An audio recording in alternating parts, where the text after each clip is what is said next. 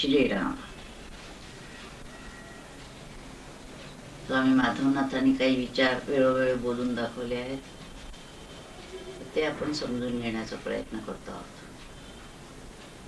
मनाची वृत्ती मी सच्चिदानंदच आहे यावर आरूढ होण्यासाठी आपण साधना करत असतो. वास्तविक सहज असायला पाहिजे, जीवाला हा बोध पाहिजे मी सच्चिदानंदच आहे. संतांना हा बोध असतो, साधक तो बोध करून घेण्याचा प्रयत्न करत असतो, आणि सामान्य माणसाला हा बोधच नसतो. तो मी देह आहे याच्यावर पक्का असतो.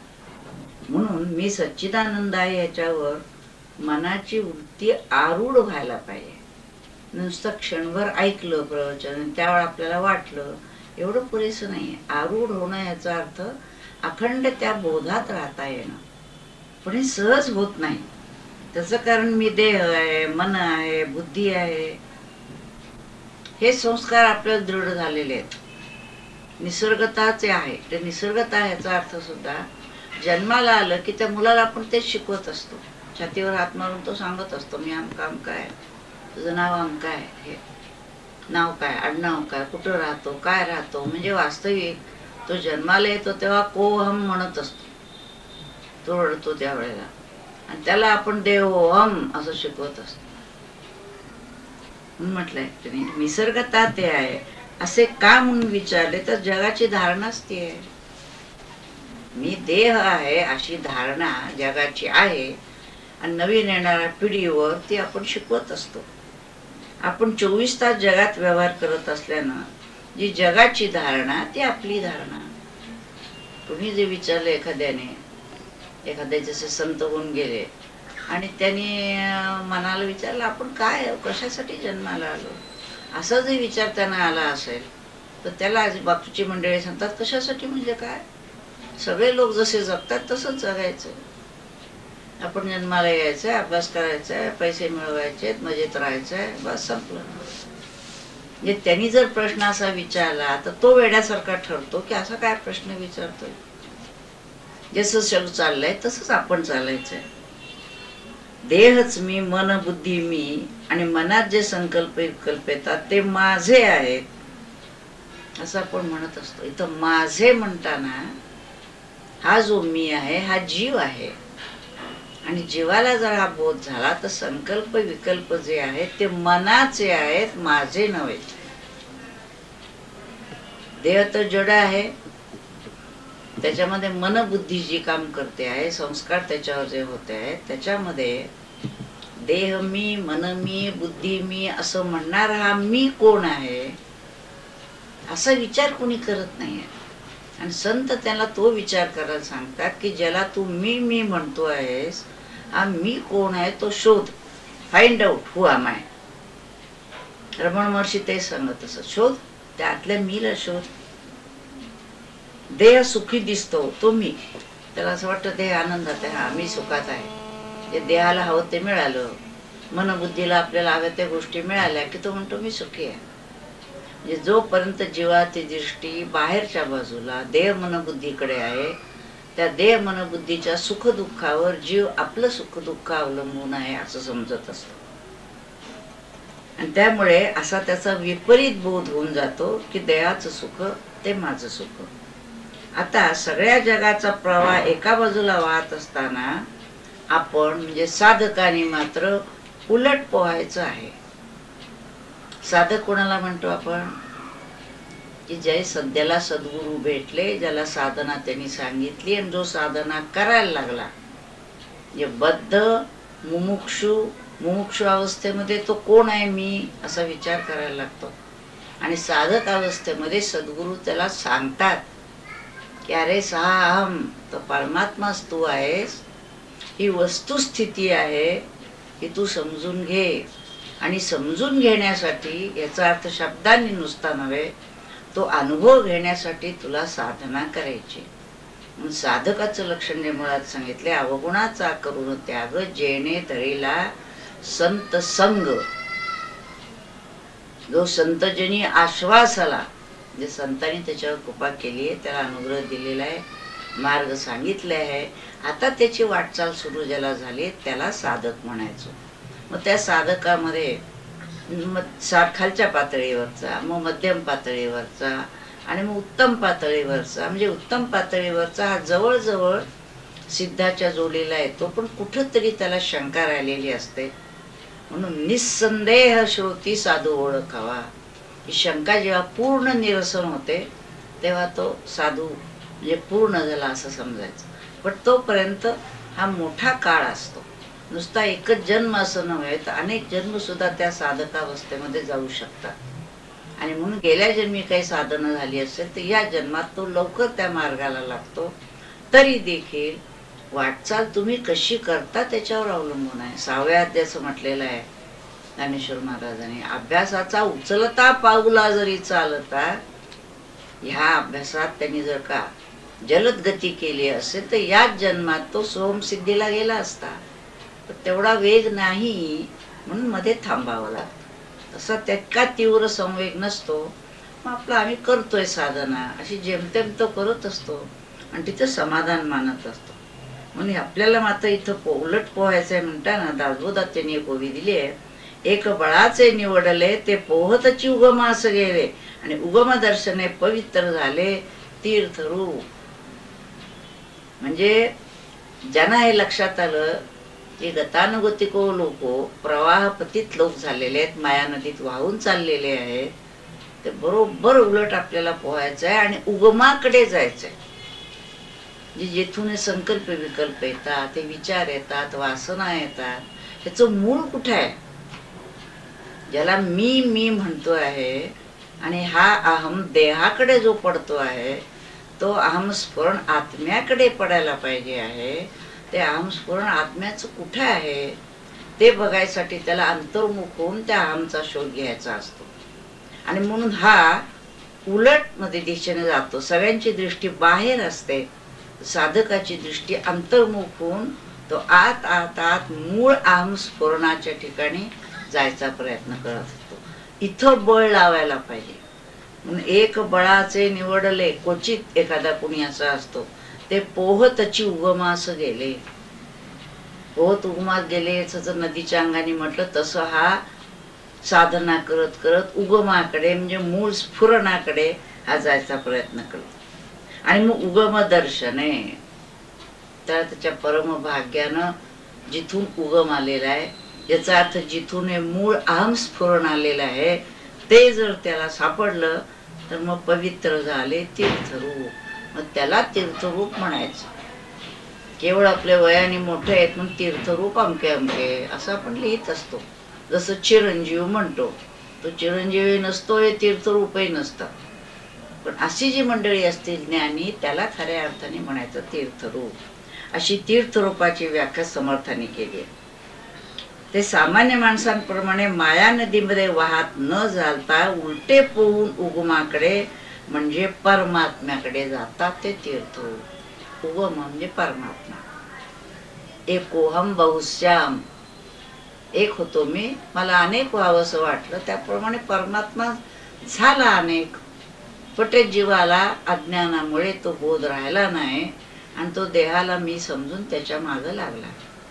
त्याला जर बोध झाला तर तो उगमाकडे म्हणजे परमात्म्याकडे म्हणजेच आपल्या मूळ स्वरूपाकडे जातो. त्याला स्वरूप बोध होतो आणि तिथं जाऊन मग तो स्थिरावला. झालं, पूर्ण झालं काम त्याचं, असं म्हणे. लोक देहाकडे चालले आहेत पण देहाला शेवट मृत्यू आहे. जीव देखील मला मृत्यू आहे असं समजतो. मी मरणार, मला जन्म आहे, रजा आहे, जन्म मरण असं म्हणत असतो. मी सुखी आहे, दुःखी आहे, मी बद्ध आहे, आता मला मुक्त व्हायचं आहे, असं जीवाचा सगळा गोंधळ चालू असतो. ज्याला बोध झाला तो म्हणतो मी बद्धच कधी नव्हतो, तर मुक्त काय व्हायचं. त्यामुळे बुद्धमुक्त हा जो भाव आहे हा जायला पाहिजे. म्हणून हा आता देह शेवटी मृत्यू जाणार. हा देह कितीही सांभाळला तरी त्याचा शेवट ठेवलेला आहे. देहाचा आधी आपल्या हातात नाही. कुठे जन्म यावा हातात नाही. कोणत्या योनीत यावा, स्त्री पुरुष, कोणती जात, कोणता धर्म, काही आपल्या हातात नाही. बरं, शेवट मृत्यू कुठे यावा, केव्हा यावा, आपल्या हातात नाही. मग हातात काय आहे? तर मध्य मात्र आपल्या हातातली गोष्ट आहे. जन्माला आल्यापासून मरेपर्यंत आपण जीवन कसं घालवायचं, या नरजन्मात येऊन काय साध्य करायचं, हे आपल्या हातात आहे. म्हणून लहान वयातच जर आपल्याला कोणी सद्गुरू भेटले तर संपूर्ण जीवनाचा, जीवन देखील किती वर्षाचं आहे माहित नाही आपल्याला, अशा परिस्थितीत लवकरात लवकर आपण स्वरूपबोधाकडे जाणं, आत्मरूप होणं, आणि तसं जर होता आलं तर मग आपणच आपल्यापुरता आनंदरूप व्हायचं नाही, तर आपल्याला जर शक्ती असेल, ती वृत्ती असेल, तर इतरांनाही तो बोध देणं हे काम अपेक्षित आहे. म्हणून संतांचं आपण जर बघितलं तर ते लवकर पूर्ण झाले आणि उर्वरित आयुष्य त्यांनी आता राहिलो उपकारापुरता असं म्हटलंय. 12 वर्ष, 15 वर्ष, 20 वर्ष साधना केली आणि मग त्यांनी बाकीच्या जगाला हा बोध देण्याचं काम केलेलं आहे. मध्य मात्र आपल्या हातातलं आहे. म्हणून जीवन कसे घालवायचे एवढाच विचार आपल्याला करायचा, आणि विशेषतः साधकांनी तर जास्त करायचं. स्वामीजी म्हणत, सामान्य माणसापेक्षा साधकाचं जीवन हे जास्त मोलाचं आहे. त्यांनी देह सांभाळला पाहिजे, मनावर संयम ठेवला पाहिजे आणि जास्तीत जास्त लवकरी वाटचाल केली पाहिजे. सद्गुरू असतात ते देखील त्यांचं लक्ष साधकांकडे जास्त असतं, की ह्याला जी शक्ती दिली आहे, ज्याच्यासाठी आपण खटपट करतो आहे, त्याच्याबरोबर आपल्याच प्रयत्नाबरोबर त्यांनीही प्रयत्न करावा आणि लवकरात लवकर ही वाटचाल पूर्ण करावी असं सद्गुरूंनाही वाटत असतं. म्हणून ते नेहमी सांगत असत स्वामी माधवनाथ, की साधकाचा जन्म मोलाचा आहे आणि त्याही पलीकडे संत पुरुषाचा जन्म आणि जीवन आणखीन मोलाचं आहे. कारण ते जे प्रकाश देतात तो अनेकांना मार्गदर्शक ठरत असल्यामुळे संतांच्या जीवनाला फार महत्व आहे. ते जितके राहतील, समाजाला मार्गदर्शन करतील, तितके हवे असतात. आता अनेक मंडळी जगतात, पण कधी एकदा हे जातील असं इतरांना होतं. आणि असं जीवन जे असतं स्वरूपानंदांसारखं, की नुसते अंतरुणावर पडून असले तरी देखील ते असावेत, त्यांच्या नुसत्या असण्याने देखील अनेकांना प्रेरणा मिळते. म्हणून त्यांचं जीवन मोलाचं. हे जीवन अशा तऱ्हेनं घालवावं की ज्यामुळे मी नित्य आहे, स्थिर आहे, शाश्वत आहे, आत्माच आहे, आनंद रूप आहे असा बोध पक्का होईल. जे जीवनातल्या सगळ्या गोष्टी करत असताना त्याचा मोहरा अशा दिशेनं असावा की जीवाला मी आत्मरूप आहे, मी जाणारा येणारा नाही.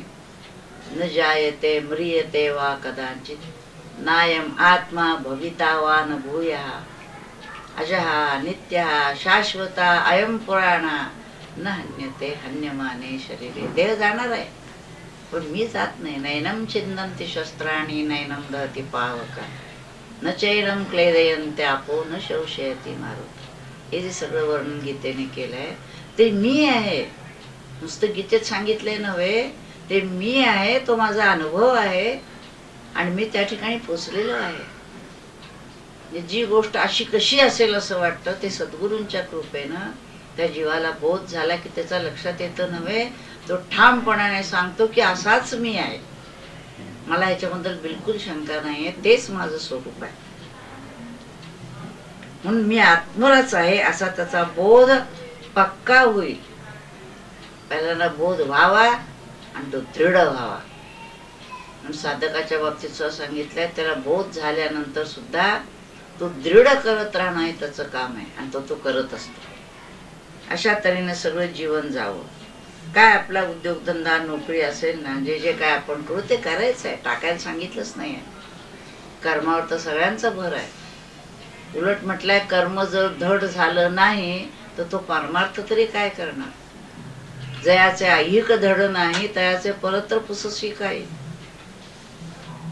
ज्याला प्रपंचच करता येत नाही तो परमार्थ काय करणार. समर्थाने स्पष्ट म्हटलंय, का अन्न मिळेना खायला, मग त्या करंट्याला परमार्थ कायचा. त्या प्रपंच टाकून परमार्थ केला नव्हे, पण प्रपंचाला किती महत्व द्यायचं, त्याचा उपयोग किती करून घ्यायचा. देह देखील टाकायला सांगितलं नाहीये. देह हवाच आहे. देहातीत व्हायचं असेल तर देहाला धरूनच देहाच्या पलीकडे जायचंय. त्यामुळे देहाला सांभाळायचंय, त्याचा उपयोग आपलं स्वधर्म कर्म करण्यासाठी, साधना करण्यासाठी त्या देहाचा उपयोग करायचा आहे आणि देहाचा उपयोग करूनच देहाच्या पलीकडे जायचं आहे. नावेचा उपयोग करूनच आपल्याला पहिलं तीराला जायचं आहे. म्हणून ते काय म्हणतात, जे जे आपण करू ते भगवद्गीता म्हणते, यत् करोषि यदास्नासि यत् जुहोषि ददासि यत् तपस्यसि कौन्तेय तत्कुरुष्व मदर्पणम.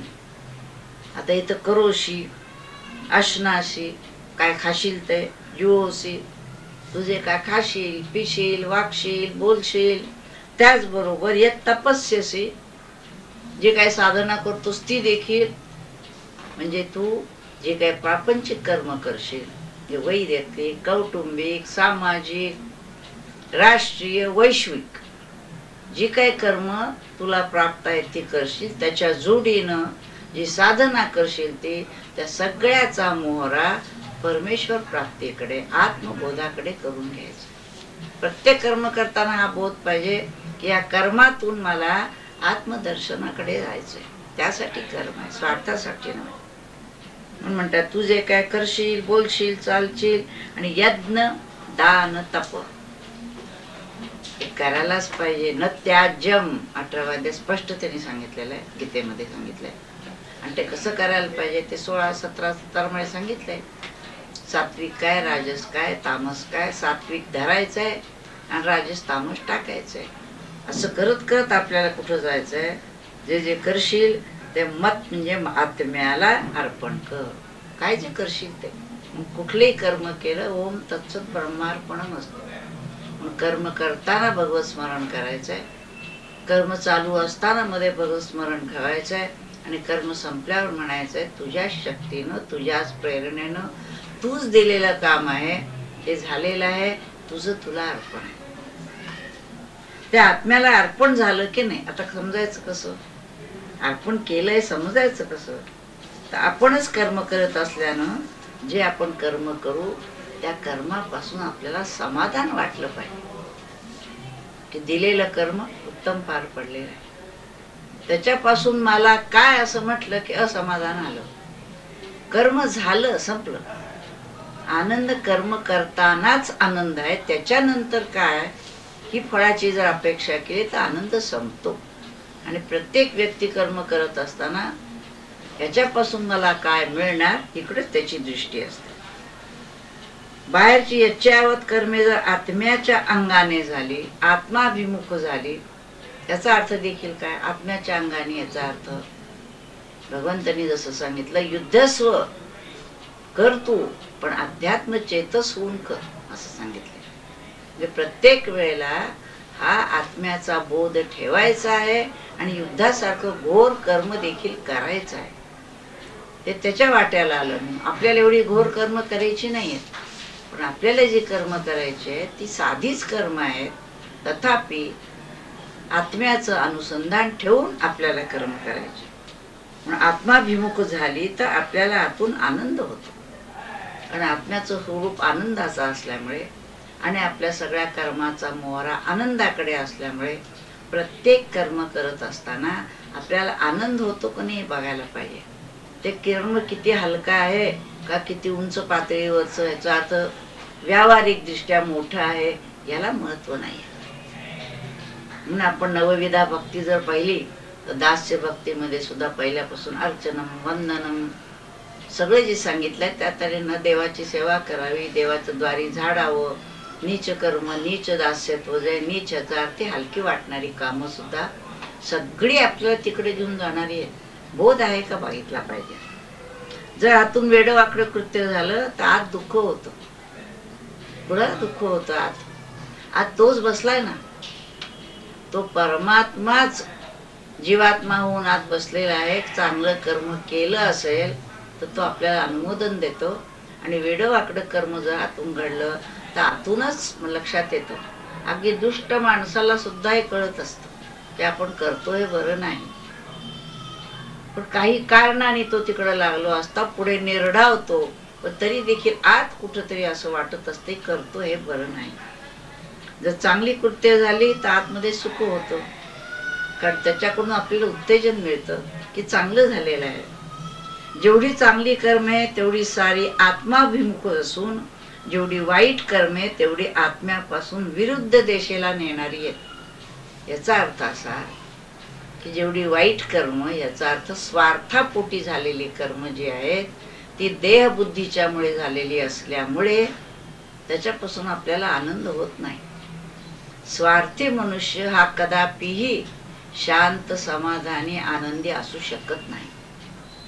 का त्याच्या लक्षात येत असतं हे बरोबर करत नाही आपण, पण तो स्वार्थ, ते स्वार्थी मन त्या बुद्धीवर एवढा पगडा चालवतं की बुद्धीनं जरी त्याला सांगितलंय बरोबर नाही, बुद्धी सत्वगुणी असते, ती बुद्धीनं जरी त्याला सांगितलं की बरोबर नाही तू करतोस ते, असं जरी सांगितलं तरी मन इतकं बंडखोर असतं आणि तो जीव त्या मनाच्या अधीन झाल्यामुळे ती वेडीवाकडी कृत्य त्याच्या हातून घडत असतात.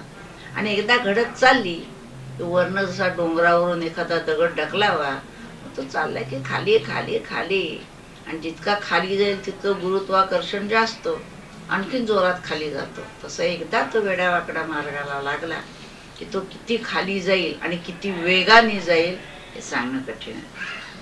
जीवनाचा नाश करणारी कर्म आहेत वेडीवाकडी कर्म. आता आत्माभिमुख होणारी कर्म कोणती? आपण बघितलं जी स्वार्थी कर्म आहेत ती खाली जाणारी. आता आत्माभिमुख कोणती? गीता, ज्ञानेश्वरी, वाचन, चिंतन, ध्यानधारणा, नामस्मरण, संत संगती, सत्य भाषण, ही जी सर्व साधनं आहे ही त्याच्यामध्ये आली. त्यात राजस तामस भाग अधिक आहे असा रोजचा व्यवहार करताना देखील हे मी करत नाही, हे सर्व परमेश्वराचे असा बोध असावा. ज्याच्यामध्ये राजस तामस भाग आहे, कर्मामध्ये कुठलेही कर्म करताना आत्माभिमुख जर व्हायचं असेल तर सात्विक भाग जास्त पाहिजे, राजस तामस कमी झाला पाहिजे. सामान्य माणसाचा ज्याची देहबुद्धी आहे त्याच्यामध्ये राजस तामस भाग जास्त असतो. जे व्यावहारिक कर्मात सुद्धा, किंबहुना काही वेळा साधना करत असताना सुद्धा दृष्टी जर बाहेरच्या गोष्टीकडे असेल तर वर साधना वाटणाऱ्या गोष्टी देखील रजोतमगुणाने आच्छादित होतात. म्हणून सावध राहिलं पाहिजे की जे आपण करतोय ते कशासाठी करतोय. सात्विकतेकडे आपल्याला नेताय का? त्याच्यातून सत्वगुणाचं वर्धिष्णू होतोय का नाही होतोय, का राजस तामसच वाढतोय. पूर्व कर्मानुसार, दैवानुसार आपल्या वाट्याला आलेली प्राप्त कर्मे, बघा, आपल्या वाट्याला आलेली प्राप्त कर्मे मी माझे काढून केली की ते आत्माभिमुख होतात.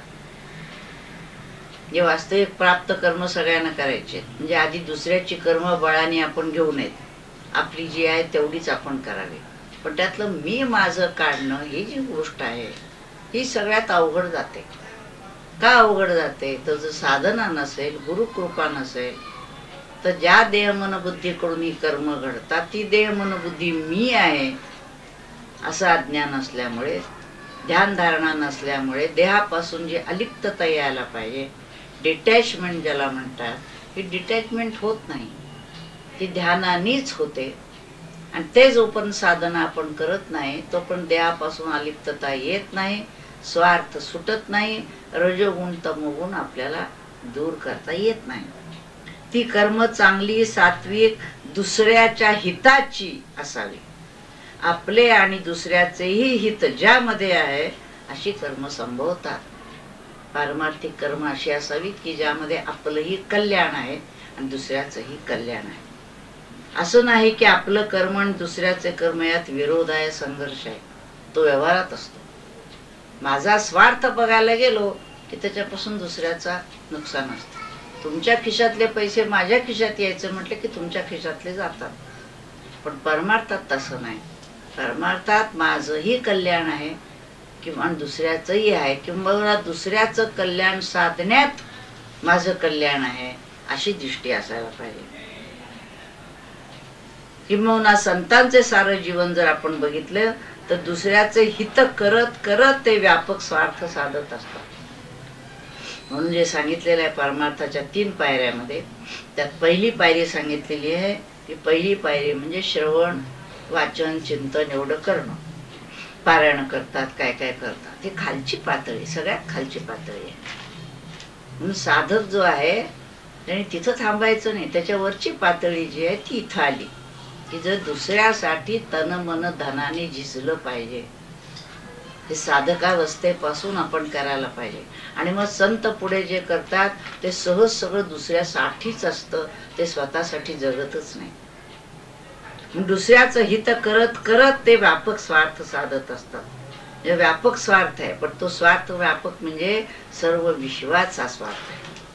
त्यामुळे त्यांचे जीवन उज्ज्वल दिसते, लोकांच्या मनात त्यांच्याबद्दल आदर प्रेम दिसते. स्वामी स्वरूपानंदांचे, ज्ञानेश्वर महाराजांचे जीवन, माधवनाथांचं जीवन जर बघितलं तर असंच लक्षात येतं की संपूर्ण जीवन ते दुसऱ्यासाठी जगले, स्वतःचा विचारच कधी केला नाही पहा लहानपणापासून. म्हणून या ज्ञानेश्वरांचे जे वय आहेत महाराजांच्या ते बघा. का फेडित पाप ताप पोखित तीरींचे पादप, समुद्रा जाय आप गीते गंगेचे जैसे. गंगा नदी वाहत असली, आजूबाजू दोन्ही तीराला पाणी देत देत तृषा भागवत भागवत चाललेली आहे, जातीये कुठे समुद्राला, पण अशी चालली आहे सर्वांचं पोषण करीत करीत. तसं तसं जीवन गेलं पाहिजे की दुसऱ्यासाठी जगत जगत जगत तो आत्म्याशी मिळून जातोय. का जगाचे आंध्य फेडी तू, स्त्रियेची रावळे उघडी तू, निघे जैसा भास्व तू प्रदक्षिणे सूर्य जसा.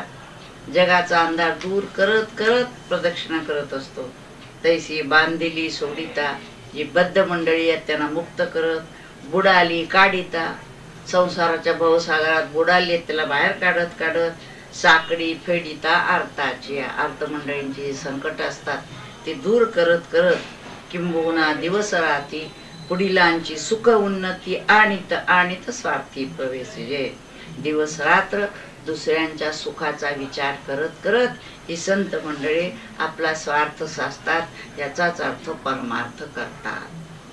म्हणून तसंच हे बोलतात त्याप्रमाणे त्यांचं जीवन असतं, लोकांचं पाप ताप हरण करत असतात.